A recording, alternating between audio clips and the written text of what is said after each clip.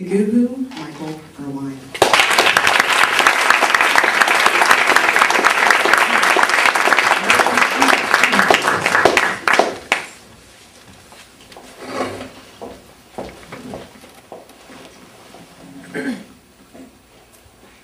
Have you ever met a truly unusual character?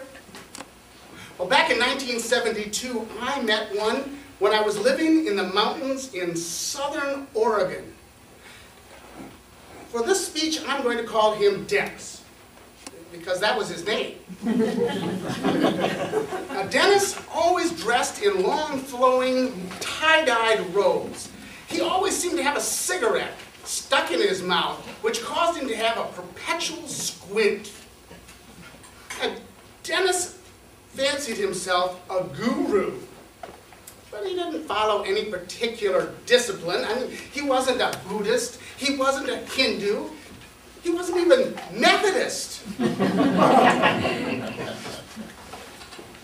So one day we were all talking together about Dennis, and Fred said, Dennis calls himself a guru. A guru! He's no guru! What?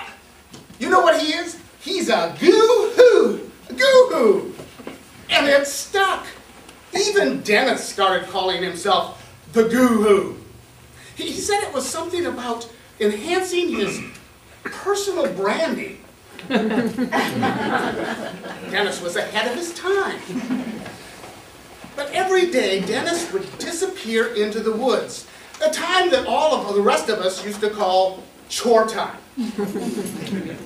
Dennis would walk off into the woods. One day, Fred and Hobie and I decided to find out what the heck he was doing out there. So we went out, and there was Dennis sitting cross-legged on a large pallet.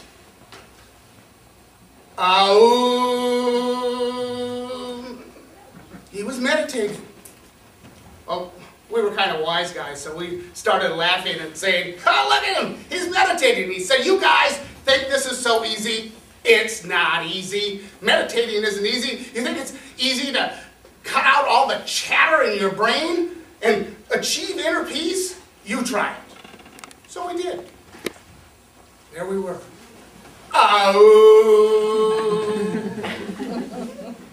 We liked it. So every day we'd go out with Dennis also. He'd doing chores. Every day we went out, but one day when we went out, something was different. Very different. Dennis was chanting a different chant. It went like this. Aum, diddy-wah, diddy. But the strangest thing was that Dennis was floating about this high off the ground. We said, Dennis, oh great Goo Hoo, how are you doing that? He said, sit down, I'll show you. So we sat down. Oh, diddy-wah, diddy. And pretty soon, didn't you know it, we were floating about that high in the air too. It was great, but then Hobie said, Dennis, those robes you wear, they're so silly, it's ridiculous. Dennis popped open one eye and he said, nobody likes a wise guy. And Hobie hit the pallet, ran off. So, went out a few minutes, and Fred said, you know, Dennis, you really should give up those cigarettes. They're going to kill you one of these days. And Dennis popped open the other eye and said, nobody likes unsolicited advice. Boom, down went Fred. He ran off. Now Dennis was staring right at me. Strangest things started to happen. He started telling a story. The story was my life in the future. He foretold the next 40 years from 1972 to 2012. And the last thing he said was, on April 14th, 2012, you will be in a Toastmasters contest in Fort Worth, Texas. You know, he didn't tell me if I'd win or not. After that contest is over, I want you to go to a restaurant called Joe T. Garcia's. At that and I want you to buy a big pitcher of margaritas. There will be a wizened old man sitting all by himself at a little table. Take that those margaritas to him and give them to him. I said, well, why? Is it karma? Nothing to do with karma, said Dennis. Is it the golden rule? He said, no, nothing to do with the golden rule. Well, what is it? Oh, great Goo Hoo, Dennis, what is it?